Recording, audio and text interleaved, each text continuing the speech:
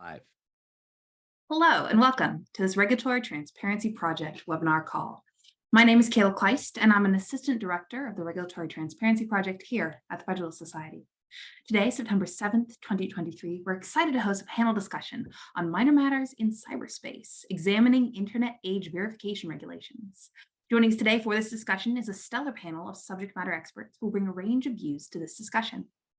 As always, please note that all expressions of opinion are those of the experts on today's program, as the Federalist Society takes no position on particular legal or public policy issues. Today, we're pleased to have with us as our moderator, Ashkhen Kazaryan, who's a senior fellow focusing on free speech and peace at Stand Together. And I'll leave it to her to introduce the rest of our panel today. One note, we'll do abbreviated introductions for the sake of time, but if you'd like to know more about any of our guests, feel free to visit regproject.org where you can find their impressive full bios. Also, throughout the panel, if you have any questions, please submit them via the question and answer feature, likely found at the bottom of your Zoom screens, so that we will have access to them when we get to that portion of today's webinar. With that, thank you all for being with us today. Ms. Kazaryan, the floor is yours. Thank you so much. And thank you everyone for joining us.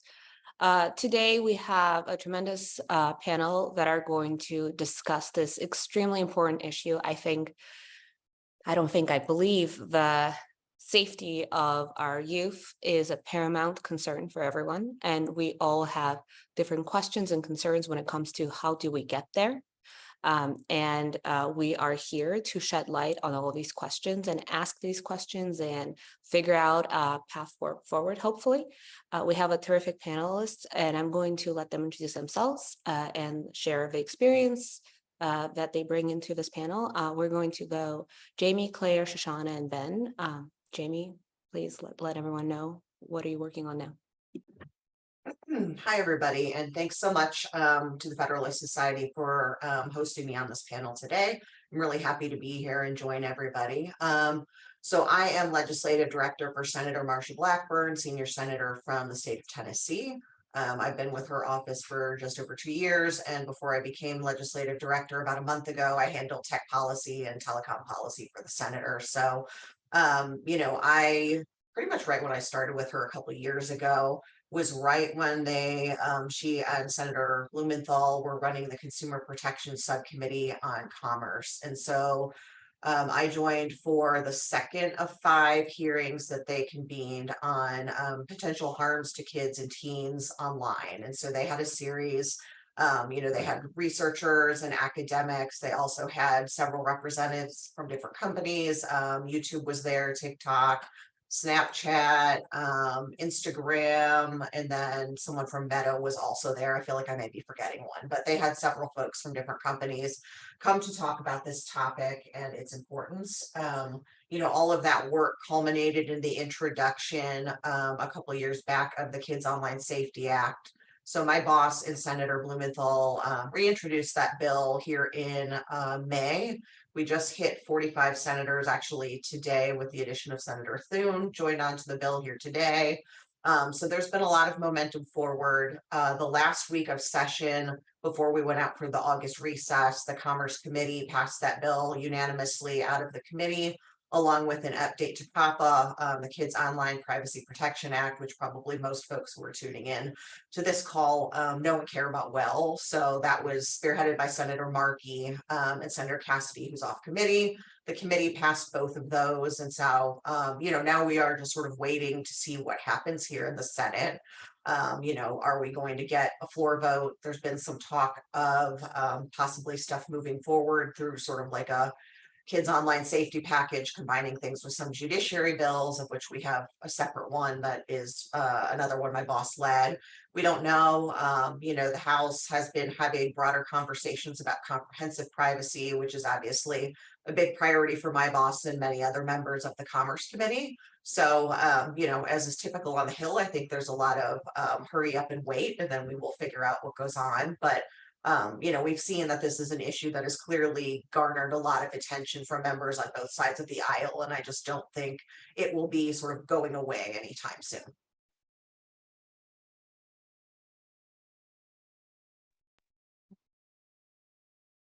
So I'm Clare Morell. I'm at the Ethics and Public Policy Center, where I direct our project on technology and human flourishing. What brings me to this conversation today is that in the last year, I have co-authored a few reports, particularly directed towards states and what states can do to protect kids online from the harms of social media.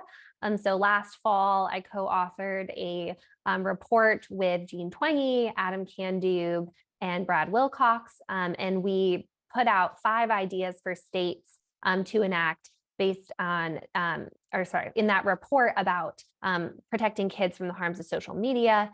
And then the state of Utah took almost all of those ideas in that report and put them into law. And so I've helped work closely with Utah, and now 3 other states have followed suit. And I'll explain more about the kind of current state of these bills in a moment. And so that has kind of been some of my background in this space.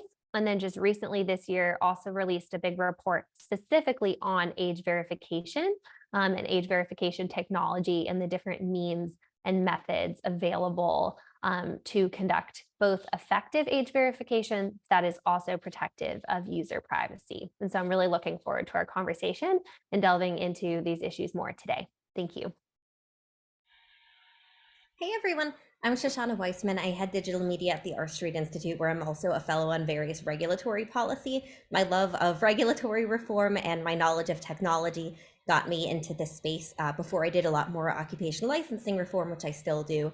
But I started getting into this stuff a couple of years ago with Section 230 and certain other issues, just because my knowledge there kind of combined to help me lead a little bit more. And earlier this year, especially as this became a larger issue, I started looking into it. And I did a pretty big research project that I expected to end at maybe 2,000 words. It ended up being 12,000. And it's a 10-post series on the problems with age verification, ranging from the functional issues to First Amendment issues. Even there's certain Fifth Amendment vagueness issues. And a lot of my work basically just focuses on the fact that when you have to know someone's age in order to treat them in a specific way online, according to law, that forces age verification. And age verification itself is just a very intensive method.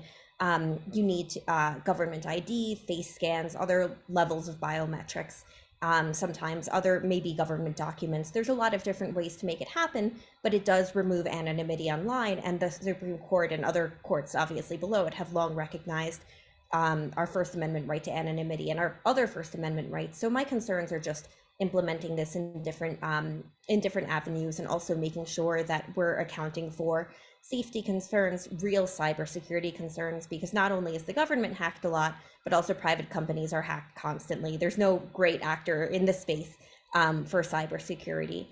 So I dove really deep into that.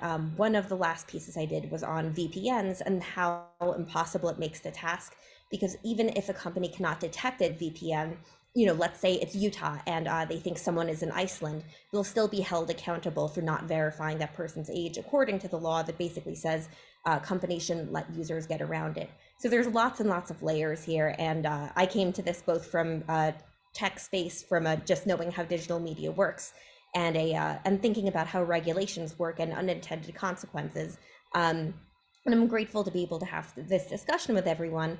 Lots of experts on all different sides of the issue who know a lot about all different sides. And I don't think we've had a lot of that before, so I'm really excited to be a part of it. Thank you. Thank you. My name is Ben Sperry. My name is Ben Sperry. I'm a senior scholar of innovation policy at the International Center for Law and Economics, where my research focuses on the intersection of civil liberties and government regulation, including in the areas of online speech and platform regulation. We at ICLE have done a number of large reports and law journal articles on intermediary liability online, taking this law and economics approach. And I have also been publishing pretty frequently in this area of children's safety online, applying those same principles. I will have a big paper coming out, inspired in part by this panel here in coming weeks as well. And that is my main interest in the panel, and I look forward to discussing it. Thank you to everyone for those wonderful intros. So the first question is the big picture question, but I'm going to try and break it down. The question is, what is the role that government should play and parents play in addressing all the online harms issues that come up as kids use the internet, and they start using it now younger and younger. Yesterday, I spent some time with my goddaughter playing with filters, and then I realized that she's 3 years old and is being already exposed to the internet. And then I turned into John Wick, I guess, or Liam Neeson's character, and I was like, I will find everyone, whoever would try to hurt this child online. So that's the high level question. There are a couple of legislative proposals, right, that kind of balance that question and try to address it. And one of them is COSA, which Jamie already slightly introduced in her intro. I figured, Jamie, maybe you can talk a little bit more about what COSA does, and then we'll go to Claire. Claire mentioned that she's worked on the state level legislature and the Utah bill law, and maybe you can cover those two first, and then we'll go to Shoshana and Ben. Sure, yeah, thank you. I'm happy to talk about it. So, I would say two things sort of at the outset, maybe worth saying that COSA doesn't do, even though there's confusion and rhetoric out there, right? So number one, we do not have any sort of ban, whether de facto or explicit, on kids or anyone getting on social media. That's just not the approach that we chose to take. There are other bills in this space, both at the federal and state level, that approach it this way. But I think that, my boss and I, myself being a mom of a 6-year-old who Ash likes to look at her pictures, we know that that's not really a feasible method, right? Like, we can certainly discuss age verification in more detail, and I expect we will. But that in our mind is just, it's not a decision for the government to make. That's not a decision that is really feasible in this day and age, to be frank. So, we don't do that. The second thing I would say is that COSA, despite the fact that, yes, there is sort of an age where it kicks in, there is no explicit sort of requirement to enact any kind of age verification requirement. What we do is, create a study for NIST to look at ways to do this at the device level. So every single, social media site or other application isn't forced to do it on a case-by-case basis, and thus create sort of like a world in which more data has to be collected rather than less, right? I will myself express skepticism about proposals that sort of explicitly talk about government IDs and things like that. And I think that there are problems, and my boss has spoken out about them, and I would reiterate that. So just at the outset to sort of like lay that groundwork, right? So the things that COSA does do is it creates a duty of care for the platforms that are covered by the bill to basically take reasonable measures to prevent and mitigate against certain types of harms to minors. This is really designed as more of, as my boss calls it, safety by design, than it is, like a content-based measure. Certainly we are familiar, for better or worse, with 230 and all of the discussions of 230, and I don't think we necessarily want to go there at this point. Viable discussion to have, but like, we very explicitly chose not to go down that road for a reason.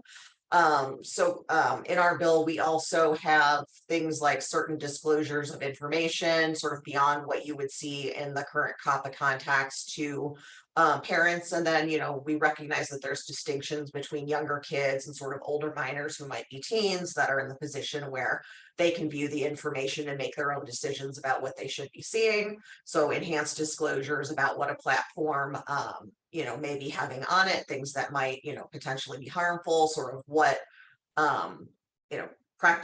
internal protocols there are, so you can protect against certain things. If you don't want, for example, if you have, a young kid and you don't want them to be able to have contact with somebody that is a stranger, basically, you would have the opportunity to turn off that feature, right? And so to that degree, we do ask the platforms that are covered by the bill to have enhanced access to certain parental tools. I will say that we, over the course of literally 2 years, have been working with companies to try to refine the language to make it so folks don't have to sort of go back in and grandfather their systems to make these things reasonable and sort of on par with, some things that industry has started in some cases to start doing, but we're not seeing uniform adoption of, or they'll say that they're doing it and then they don't end up doing it, or they don't end up doing it properly. So we do focus on that.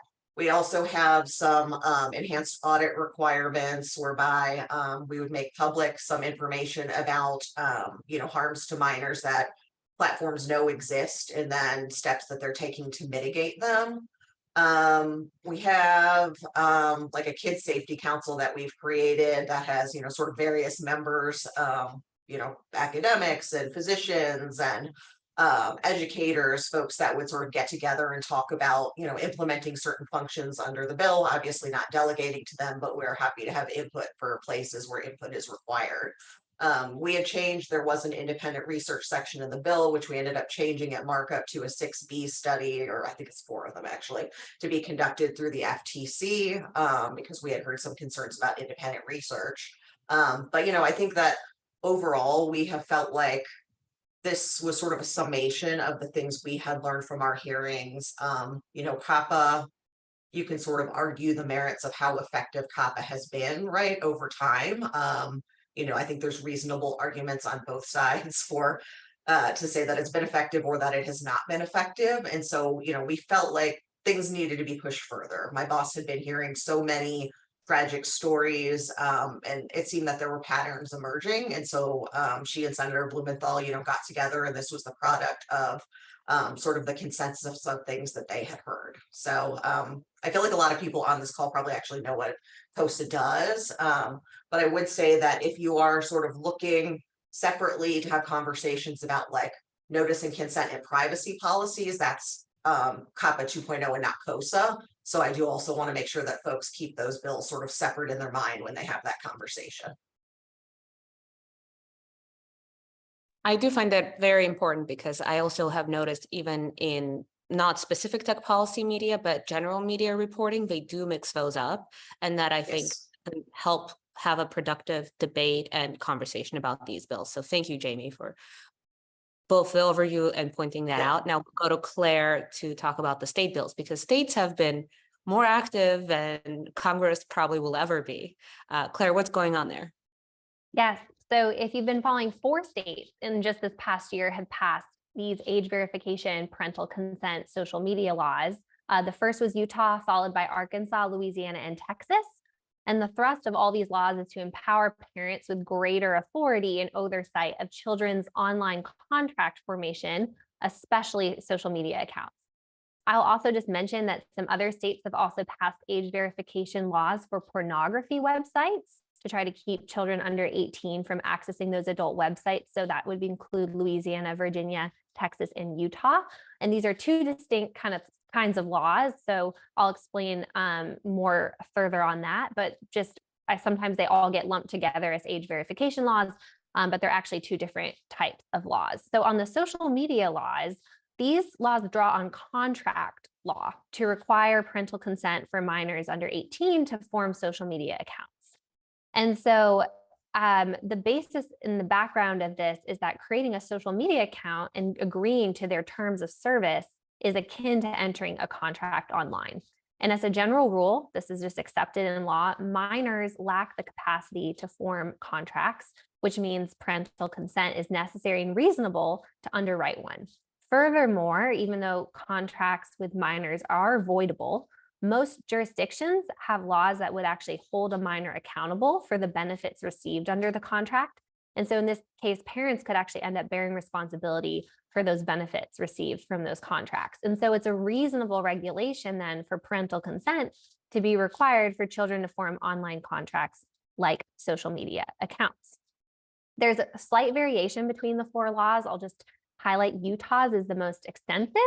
It not only requires parental consent, but also requires companies to give parents access to minors' accounts for effective oversight. It also includes an overnight shutdown of social media for minor accounts from 10:30 p.m. to 6:30 a.m. to protect a full night's sleep, and also requires that companies then treat minor accounts differently than adults, like limiting their appearance in search results, disabling direct messaging with accounts from strangers, prohibiting targeted advertising, etc. Texas similarly has a lot of those other extra provisions like banning targeted advertising and requiring companies to offer parental tools for parents to supervise minor accounts and control their privacy settings and time spent on the platform, etc. Louisiana and Arkansas are more narrow, really just focusing on age verification and parental consent. So there are slight differences, but the underlying unifying theme of these laws is that age verification and parental consent piece.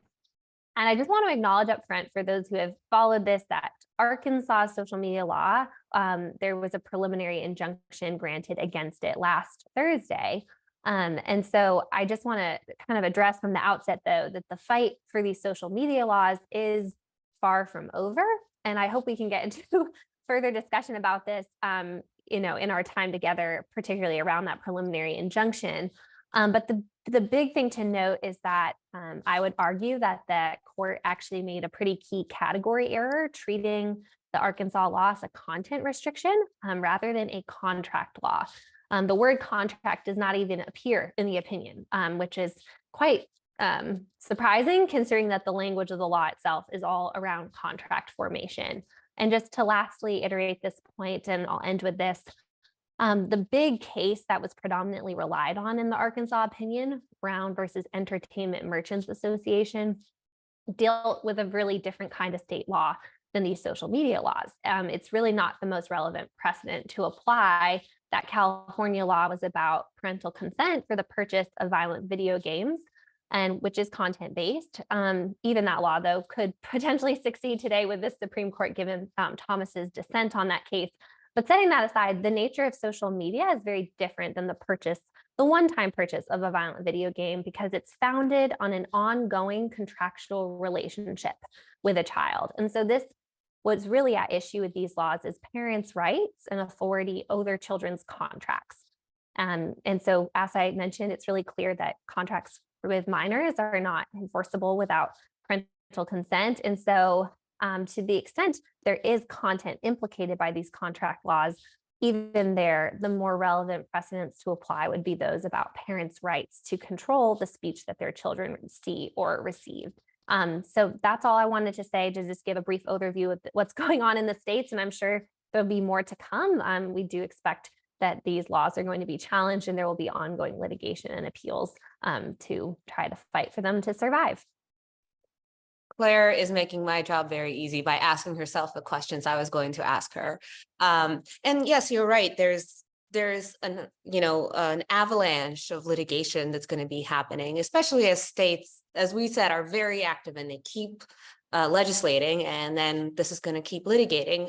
This is kind of a new stage of similar litigation that we've seen in the 90s, but with new set of facts and new types of social media companies and platforms that we're going through again. And I mean, there's a lot of people who are predicting the outcome results of those court cases. I am too, when I'm not in a role of a moderator.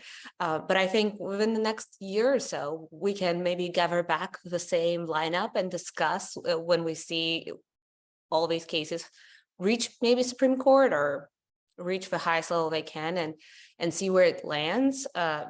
One thing I've learned from being almost a decade in tech policy is you can never predict it, which makes it both fun and very stressful.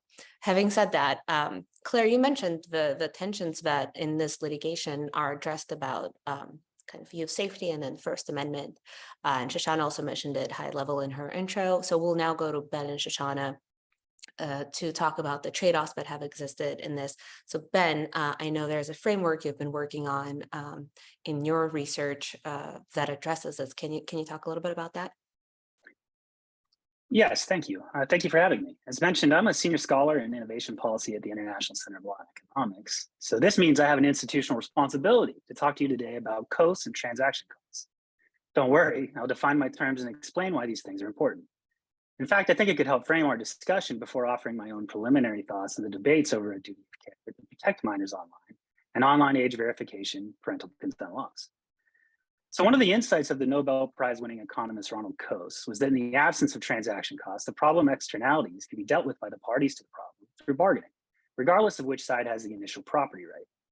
But in the presence of transaction costs, the initial allocation of rights does matter. In such cases, the burden of avoiding the harm of the externality should be placed upon the lowest cost avoider, taking into consideration the total cost of the institutional framework. Now, let me define all of these terms and explain how it is relevant to our discussion today. An externality is a side effect of an action, basically what occurs when we do something that affects another person from their point of view. A negative externality occurs when a third party doesn't like the effects of an action. When we say that such an externality is bilateral, it's to say that it takes two parties to tango, right? Only when there is a conflict in the use of or enjoyment of property is there an externality problem. Transaction costs are those costs that are not reflected in the price of the good or service alone. They're those costs that are involved in coming to the economic transaction. And these transaction costs are very important because their presence and degree can prevent otherwise beneficial agreements from taking place. Institutional frameworks are thus very important because they determine the rules of the game, including who should bear the transaction costs. In order to maximize efficiency, the burden of avoiding harm from negative externalities should be placed on the party or parties that can avoid it at the lowest cost. For our debate today, this is all very important, I promise. Here, this means considering the issues related to online social media usage by teenagers. The social media platforms, teenage users, and their parents represent the parties at issue. I think at a high level, we can all agree that social media platforms create tremendous value for their users, but they also impose negative externalities upon both teens and their parents, which include both the content available on social media platforms and how that content is presented. If we lived in a world without transaction costs, or they were low enough, it wouldn't matter if you had parental consent or age verification laws because the process would be so seamless. But studies on the Children's Online Privacy Protection Act, litigation in the Texas porn case, and a recent report from the Australian government all show that the transaction costs of age verification and verifiable consent are substantial and remain so. The question is then, how do we set policy in order to maximize the benefits of social media for society, including teen users, while dealing with those negative externalities? This is best done by placing the burden upon the least cost avoider of those harms. Now, it is possible that the social media platforms are the least cost avoiders in many instances. We have proposed in the past at ICLE that online platforms should be subject to intermediary liability when they are the least cost avoider. But when considering such a move, we must also consider the threat of collateral censorship, or what occurs when online platforms take down more speech than necessary to avoid legal liability. The tricky part of this, of course, is the negative externalities at issue are largely speech, and the vast majority of it is protected speech and protected communication decisions by platforms. This means there are important First Amendment values at issue. The Supreme Court has found that minors have a right to receive speech, including speech through commercial transactions. Thus, to set up our discussion, the question of what to do about negative externalities from social media platforms is whether to place the burden upon the platforms themselves, either by a duty of care to protect children like in COSA or California's age-appropriate design code, or maybe to age verify users and obtain verifiable parental consent, as several states have done or proposed, as well as COPPA 2.0. Or the other option is to place the burden upon teenagers and parents working together using practical and technological means to avoid those harms. As for my preliminary thoughts, based upon the three major Supreme Court decisions which have considered parental consent or age verification regimes, it appears that the court agrees that under First Amendment strict scrutiny, the least cost avoider of harms associated with inappropriate content for children is parents working on behalf and with their children themselves. Or more precisely to First Amendment language, the least restrictive means of regulating speech here would be for the government to promote low-cost, practical, and technological means to help parents and minors avoid harmful content. Those cases, United States versus Playboy Entertainment Group from 2000, Ashcroft versus American Civil Liberties Union in 2004, and Brown versus Entertainment Merchants Association in 2012, along with the recent net choice case out of Arkansas and the Texas porn case, all stand for more or less the same proposition. We can go into the details of where they might differ slightly. While COSA explicitly states that it's not an age verification law, it offers its own set of problems as well. Interestingly, we have at ICLE also proposed a duty of care standard that would effectively amend Section 230 immunity, but the duty of care proposed in COSA takes on a very different form. COSA requires covered platforms to act in the best interests of a user that the platform knows or reasonably should know as a minor by taking reasonable measures in its design and operation of products and services to prevent and mitigate a variety of potential harms, including dealing with, mental health disorders, patterns of usage indicating addiction-like behaviors, physical violence, online bullying, and harassment of a minor, sexual exploitation, abuse, promotion of illegal narcotics and other things, and predatory, unfair, and deceptive marketing practices. Those last three are clearly unprotected speech or conduct and would involve no constitutional issues. But the others, the first three, are either clearly protected speech, sometimes protected speech, or arguably protected speech. There are also real vagueness and overbreadth or chilling effects concerns. And the enforcement mechanism of the bill would place a lot of power in the hands of state AGs and the FTC to make what are in effect decisions about what is acceptable speech or presentation of speech to minors.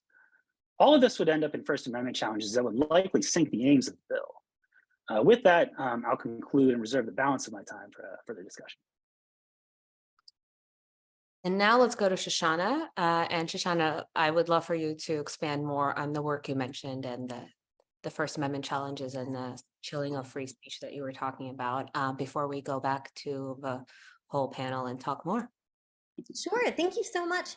Yeah, so a lot of what Ben said is stuff that I also agree with. A lot of the same First Amendment challenges, a lot of the vagueness issues, even the way in which to protect kids it's just very vague. It's not specified actions enough, where it's just written in a very broad way, which isn't always a bad thing. But I think in this case, it really leaves a lot up to interpretation. And depending on who heads the FTC, who's an AG at the time, it could vary differently which content is more scrutinized, which raises its own First Amendment concerns. But I think a big part of it here is the vagueness, and that if it were tied a little bit more tightly, I think it would hold up a little bit better in court in some of these cases. And plus, a lot of the speech that's being criticized or targeted by the bill is protected speech.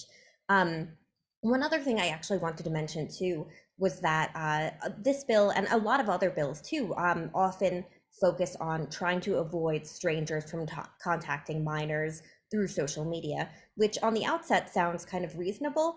But the reason I'm here speaking today is because I was a minor contacting and being contacted by adults on social media. When I was 14, I got involved in politics, and all throughout high school, elected officials, other people in politics, Federalist Society members contacted me, and I joined the Federalist Society when I was 16 because of it. I also have the career I have today because of my interactions with strangers on social media. My parents were aware of it.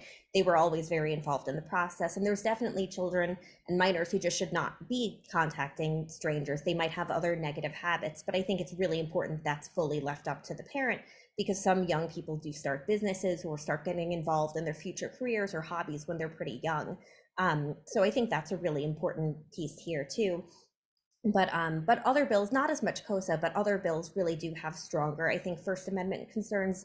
They especially when you block children fully from being able to access social media. Most of social media is First Amendment protected speech, and when you're broadly, blocking First Amendment protected speech, it raises First Amendment concerns. It's similar to the video game laws in that that Clare had mentioned, just in that both things were First Amendment protected speech, and both were both overbroad and underbroad. Overbroad in that, lots of it was First Amendment protected, and underbroad in that it was only one kind of the speech mentioned, like violent video games were just violent video games, not violent movies, not violent comics. And similarly, a lot of the laws targeting social media don't target other mediums, which makes it, strangely enough, underbroad in these areas, which are things I think we need to consider.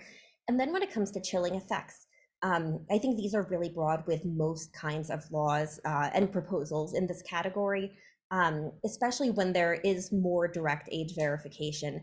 If an adult who has to have verified their age in order to access social media searches something about marital problems, then your identity is tied to that search forever.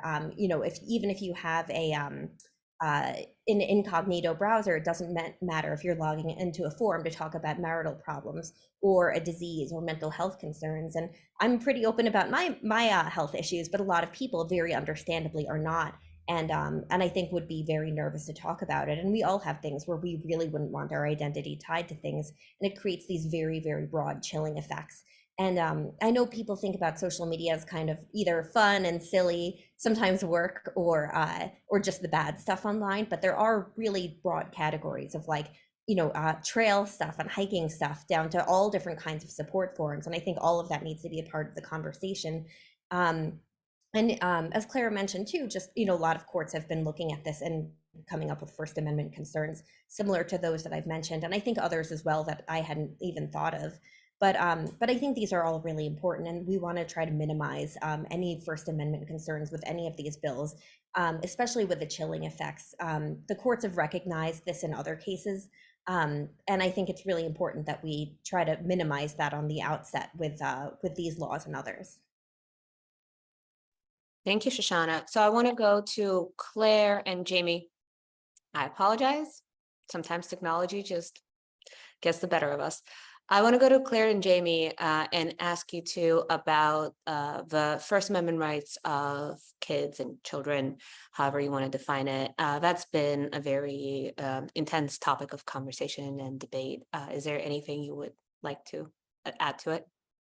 Yes, I have a lot to say, but mainly I would just start with that. First of all, like children's right to speech has been limited, and it's been only vaguely recognized. The greatest protection for the free speech of children was in, I know the famous case we all know, Tinker versus Des Moines, which clearly involved political speech in the context of a public school. But I will just say there's certainly no First Amendment right for companies to contract with children in order to speak to kids over their parents' objections, which is what social media companies are doing. And so parents have a very recognized right to oversee and control the speech their children see or received. And I just want to mention, I know this case has been brought up a couple times now, the Brown versus Entertainment Merchants Association case. Justice Thomas wrote a very strong dissent, and he stated in striking down the California law requiring parental consent for violent video game purchases by minors, that it does not comport with the original public understanding of the First Amendment. He writes, "I do not think the First Amendment stretches that far. The practices and beliefs of the founding generation established that the freedom of speech, as originally understood, does not include a right to speak to minors or a right of minors to access speech without going through the minor's parents or guardians." So I think it's really important to recognize that these rights to speech for children are not independent of their parents' or guardians' rights to oversee that speech. And just to support Thomas's position, there are other strong precedents that protect parents' rights over children's access to speech. And I'll just cite the two most prominent. One is Rowan versus US Post Office Department, where the Supreme Court said the government actually needed to help parents control what speech their children see by helping parents prohibit certain mailings that from sources that were known to send sexual or otherwise non-family friendly solicitations in the mail. And then the court also in FCC versus Pacifica Foundation upheld indecency regulations of broadcast radio and television with the goal of protecting children and the rights of their parents to protect the family from those inappropriate communications. And I'll just mention the Arkansas court does not even bother to mention either of these cases or to try to distinguish the current case from them. And I think that was a big oversight. So I'll just conclude by saying the First Amendment was not meant to be weaponized against parents over their right to protect their children. It was not meant to protect big corporations' right to speak to children over the rights of their own parents to protect them. And so the purpose of government, as we know, is not to protect businesses to access children, but to protect children by giving parents rights to protect their children. So the first line of defense for children has always been the family and their parents, and the government has an important role in protecting the rights of parents to best protect their children. And so even to Ben's point, if you're going to effectively try to leave it to parents, they actually have to be able to protect their children. And so that is what these laws, social media laws, seek to do, is to empower parents to oversee their children's online contract formation on social media. Great. So now we'll go to Jamie and then Ben to Jamie. I think you also wanted to address this topic, and then Ben on our. So I have a lot of thoughts and maybe they're scattered, so I'm just going to try. I mean, I would agree with the last statement that Claire made that, it's sort of easy to talk about like least cost avoider in this situation. And, if the least cost avoider is the parent and they don't have tools available, then they certainly can't avoid the costs or the externalities that are impacting their kids from social media. If the social media company is the least cost avoider and you see that they are not taking sufficient steps to avoid said externality, I don't know what you do in that case. So therefore, that is why, we have stepped up to identify the harms, which, I'm not going to get into sort of like the First Amendment sort of, precedent about like whether it is content neutral or is content based, but that is why we have stepped up to identify the specific harms that we have seen, less about like, it is not about going through a specific posting and saying this type of posting, shows a beer ad and this person feels, I mean, a beer ad would actually be sort of illegal kids on the face. So it shows, a sad song, and this kid therefore feels sad because that song triggers some emotion and therefore take it down, right? That is not what we're talking about. We're talking about algorithms, for example, on TikTok. I heard a story from a father whose son had searched for, I am looking for information to help me after a breakup. And instead of information to help him after a breakup, the algorithm pushed to him how to kill yourself. The son killed himself. That is not a thing that we should be telling parents that they need to bear the burden of fixing and giving tech companies a pass on. Similarly, I would say that, things like sexual exploitation and abuse, right? Like, a person who posts on social media does not have a First Amendment right to traffic children. A platform does not have their First Amendment right to, put up content that is exploitation and trafficking of children. The First Amendment is not limited in that way. And so we do have to recognize that even where bills are content-based, which I will not concede that this one is, to be completely honest, but even where they are, there's still a balance to be had.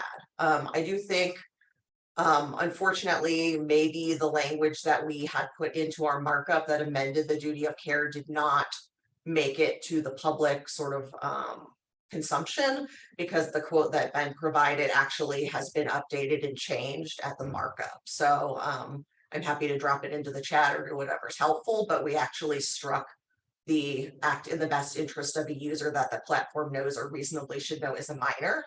And so I don't think that actually sort of like made it through to people. Trying to see what else. Sorry, I just took a bunch of notes. The other thing I would note that I mentioned earlier, right, is that we do have a recognition in COSA that there are sort of age gradations, right? And this is in a way like an age appropriate design code. It is not California, it's better than California, but in a way it's an age appropriate design code.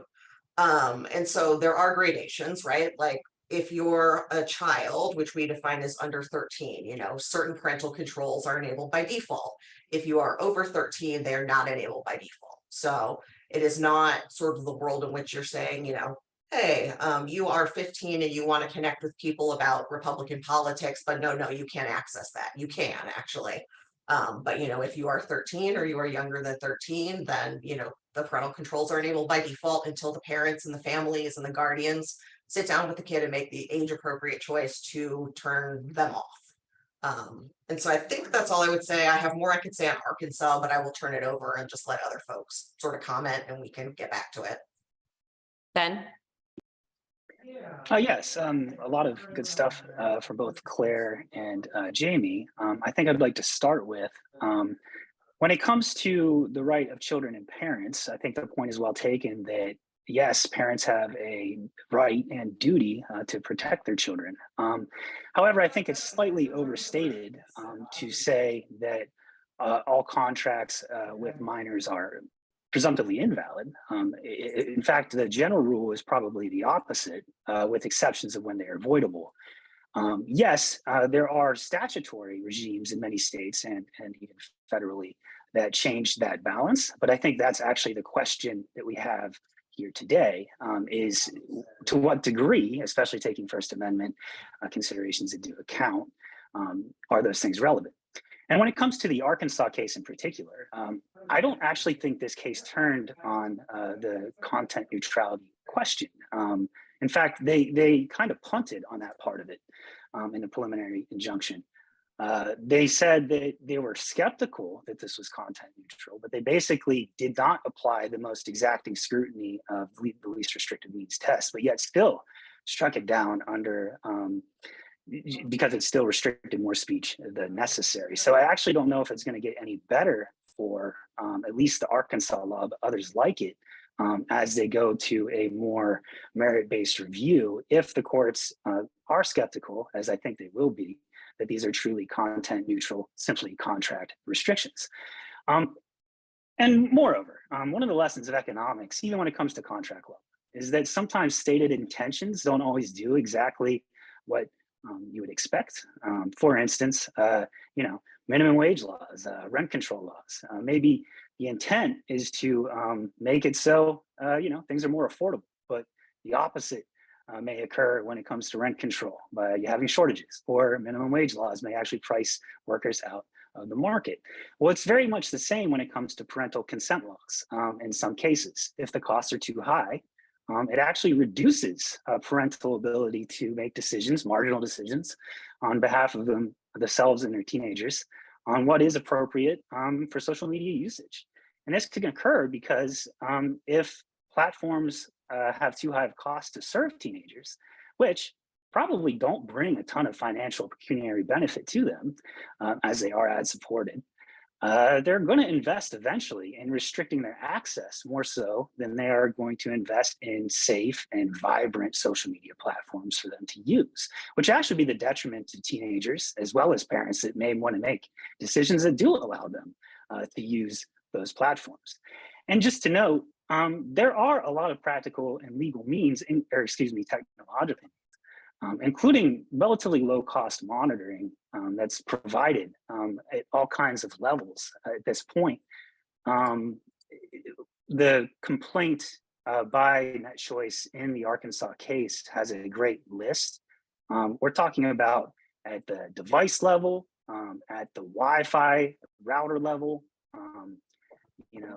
We're talking about tools themselves developed by social media companies, both because they have a incentive to do so due to government oversight, for sure, but also because they are multi-sided markets and they do have an incentive to take into consideration what parents care about.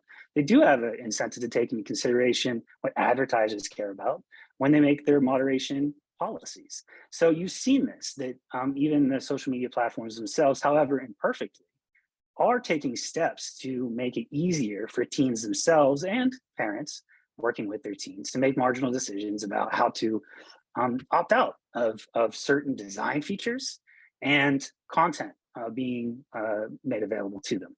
So this leads me to believe that even now, the lowest cost avoider remains the parents and the teens working together to make the best decisions for themselves, which again, that is what I think we're all in agreement about.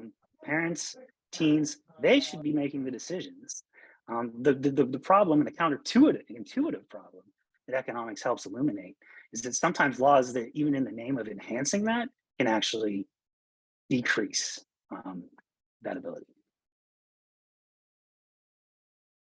I just wanted to jump in on a point raised earlier because it got stated by Shoshana and then I think brought up also by Ben that there is also this potential restriction on adult speech and the potential loss of anonymity online due to age verification. And I just want to state that age verification methods do not need to be invasive of user privacy or burdensome on adults. They don't need to be chilling of adult speech. There's now been a lot of technological advancements since the precedents set in 1997 and 2004, respectively, in Reno and Ashcroft that struck down age verification online as not the least restricted means, because the technology has advanced so much that now there's ways to actually authenticate that someone is over a certain age anonymously using zero knowledge proofs. It's a very technologically weedy subject, so I'm not going to go into depth here, but I do have a forthcoming op-ed co-authored with Adam Candube and Michael Toscano actually about zero knowledge proof and how these advances in technology would enable anonymous authentication online and would really transform the First Amendment analysis for age verification requirements. And I'd also just like to say, I don't think we've really talked about this yet, but I do think that these age verification laws are necessary.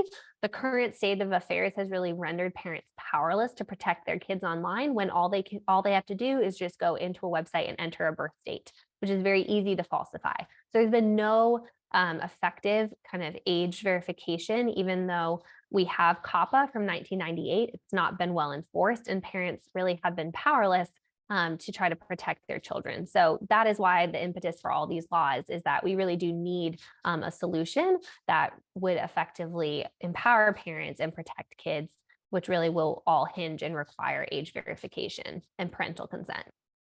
That's all I had.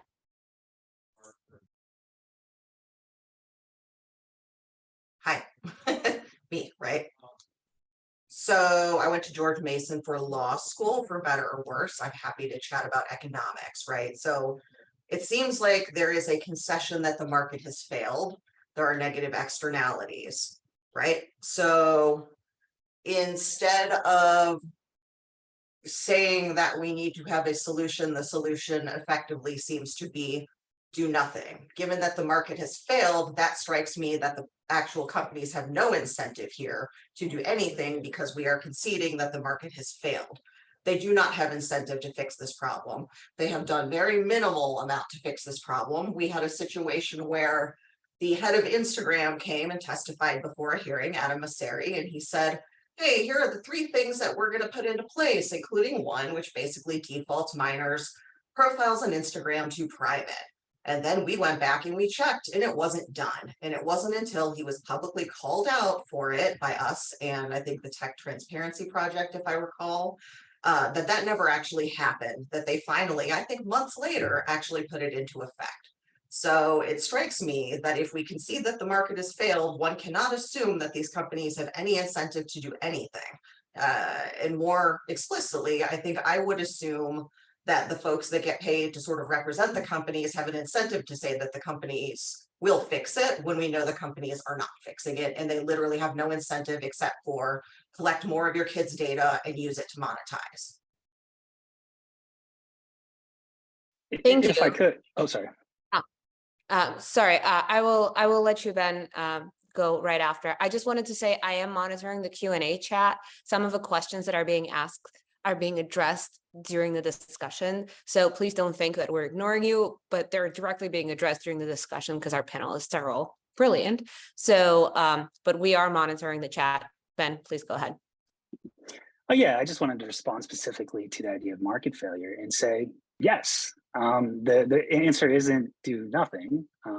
In fact, here at ICLE, we've taken a different stance than many free market organizations that we're not completely and totally against the amendment of Section 230. To clarify that there are occasions where accountability through intermediary liability would be appropriate.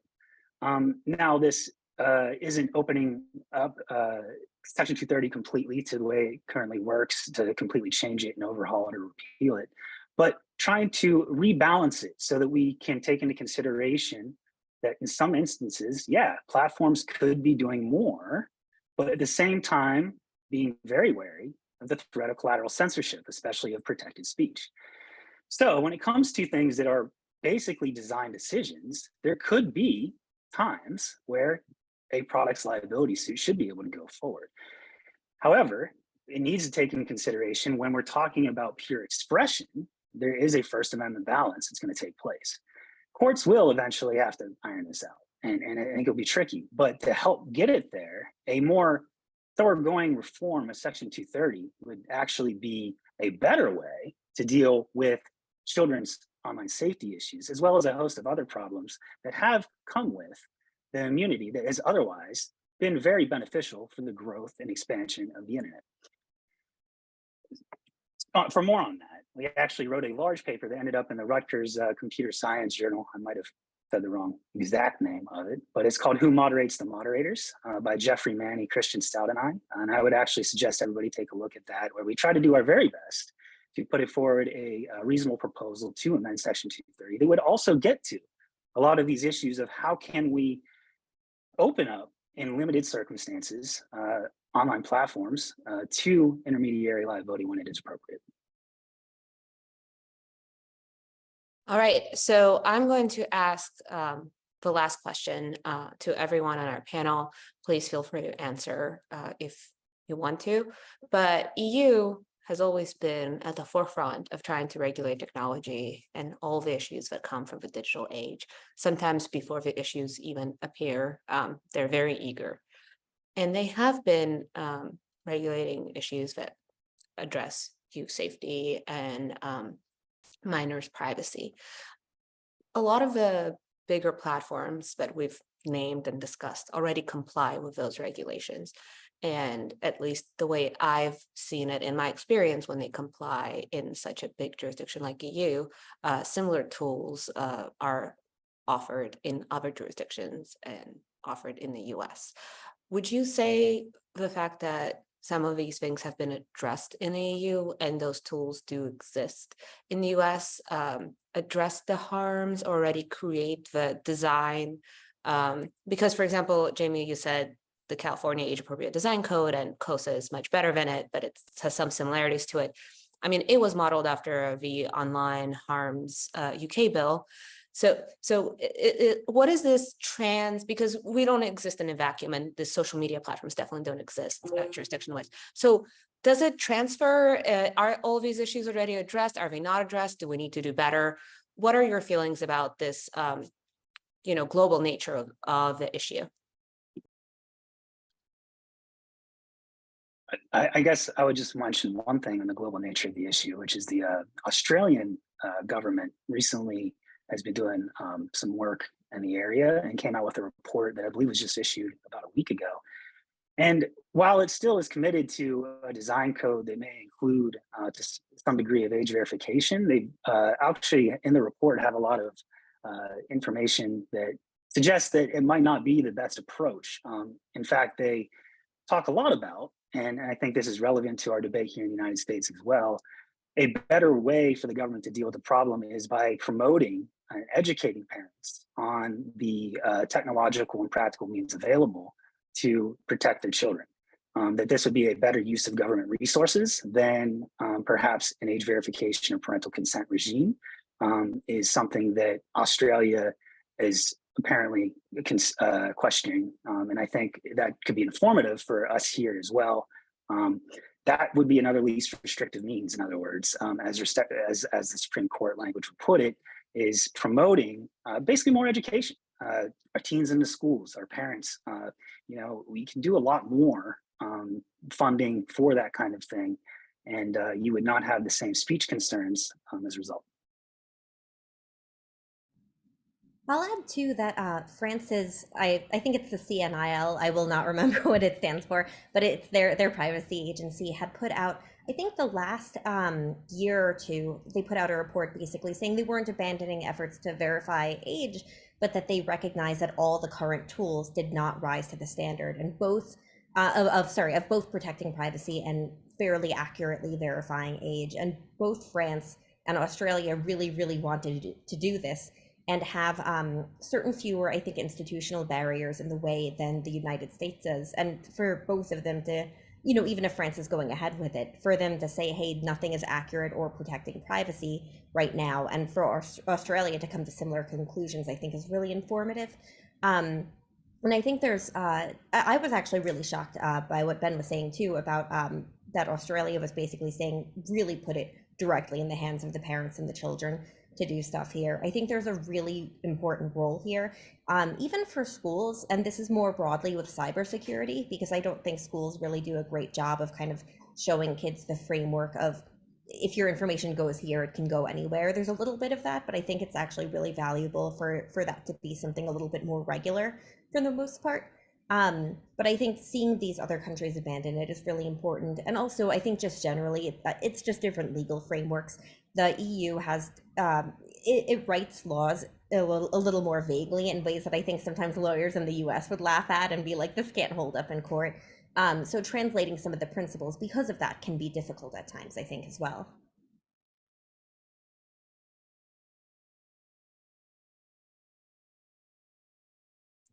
Sorry, I was on mute. The EU is always its own interesting animal, as all of us in this space know. It's just not an apples to apples comparison, for better or for worse, I guess, because, they have GDPR and we have no data privacy bill anywhere in our horizon, apparently. And so, it's tough, right? I do feel like companies that do business there have had to take extra steps to comply there. But honestly, in my own experience, I have heard from companies that will say, we will do one thing there and we will do another thing in the US because, they like that the US has fewer regulations. And I realize you don't build a platform to like a country by country standard, but they do have different versions in some places.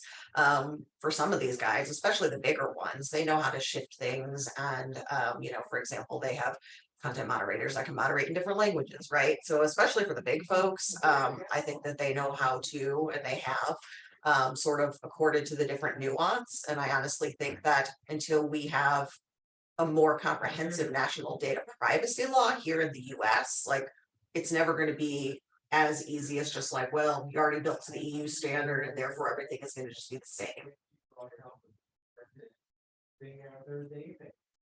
All right, well, we are right at the hour. I want to thank all of our panelists, and I want to make sure that everyone checks out their work. They all have written and spoken on this issue extensively, and I think you should read all of that work, because we try to fit as much of information as possible into this hour, but it's not possible. This issue deserves more of your time and attention. So please do that. Thank you to all of our panelists. I'm going to turn it over back to the Federalist Society to take us out. Absolutely. I'll just echo that thanks. On behalf of both myself and the Regulatory Transparency Project, thank you to our experts for joining us today and sharing your time and expertise. We recognize it's valuable. And thank you to our audience for tuning in and participating. As always, we welcome listener feedback at rtp@regproject.org. And if you're interested in more from us, you can continue to follow us at regproject.org or find us in any of the major social media platforms. With that, thank you all for joining us today. We are adjourned.